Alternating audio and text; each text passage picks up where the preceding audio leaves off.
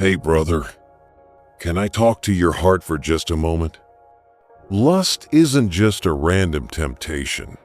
It's not just a slip, a scroll, a search. It's a war.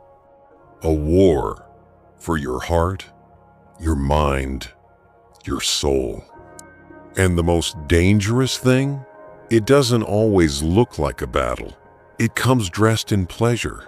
It feels natural, harmless, like something everyone deals with and maybe even deserves. But that's the trap. Lust doesn't show up waving red flags. It whispers. It entices. It says, just this once, while slowly wrapping chains around your soul. You ever felt that? You win for a while. You pray. You fast. You try. But somehow, you fall again, and again, and again, whispering just one more time. And the shame, it digs deep. You feel like you've already lost. I've been there. I know what that spiral feels like. The high, then the hollowness. The guilt that chokes your joy. The quiet voice inside that says, you'll never be free.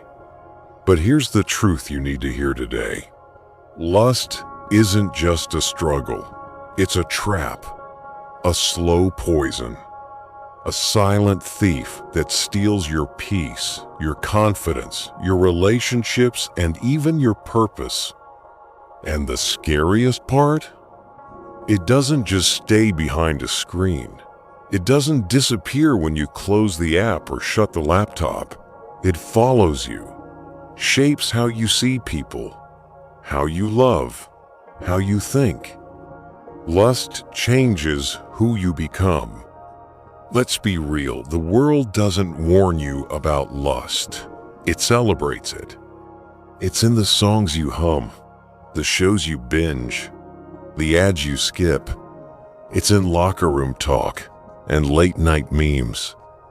And because it's everywhere, we've stopped seeing it as dangerous. But God hasn't. In Proverbs 6:27, Scripture asks, can a man scoop fire into his lap without his clothes being burned? That's what lust is, fire. It starts as a spark, a glance, a fantasy, a feeling. But it never stays small. It grows. It consumes. And before you know it, it's burned things in your life you can't get back. Lust rewires your mind. It teaches you to crave instead of cherish, to consume instead of commit. It turns people into objects and love into addiction. You stop seeing others as image bearers of God and start seeing them as tools for your own satisfaction. Here's what no one talks about. Lust isn't really about sex. It's about control. It's about addiction. It's about trying to fill a spiritual emptiness with something that was never meant to satisfy. That's why no matter how many times you go back, it's never enough. The thrill fades. The desire grows, and your soul feels emptier than before. Jesus said in John 8:34, everyone who sins is a slave to sin. Lust promises freedom, but always leads to slavery. You tell yourself you're in control, but one moment turns into a habit, then into a pattern, then into a prison. And after you fall, the enemy whispers again, you're too far gone. You'll never change. God's done with you. But hear me clearly, that's a lie straight from hell. Because the truth is, you are never beyond God's reach. So how do you break free? Let me be honest, most men fight lust the wrong way. They use filters, boundaries, even accountability partners, and those are good things. But filters don't fix emptiness. You don't just fight lust by resisting it. You fight it by replacing it. Lust grows in empty places. If your heart is starved of purpose, affection, or God's presence, it'll reach for whatever promises to fill it. Here's what you need to do.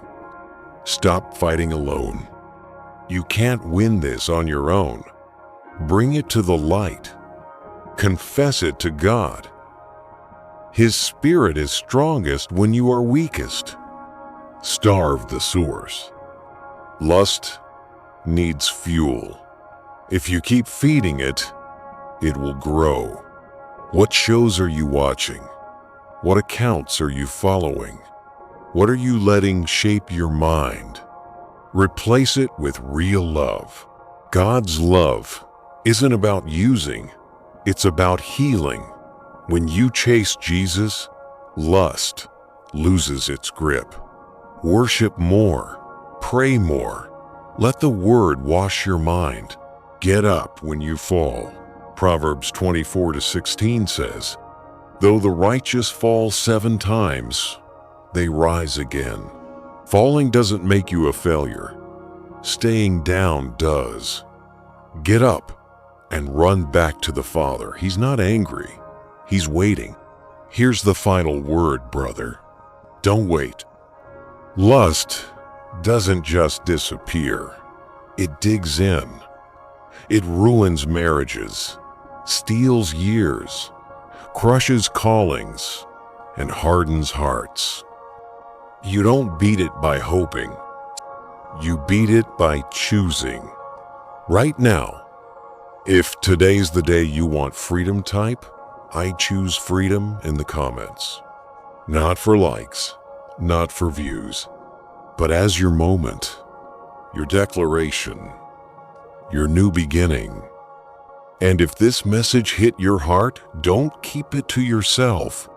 Share it with a brother, a friend, someone who's fighting in the dark. Because lust thrives in silence, but it dies in the light.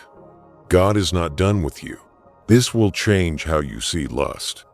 Now the question is, what will you do about it?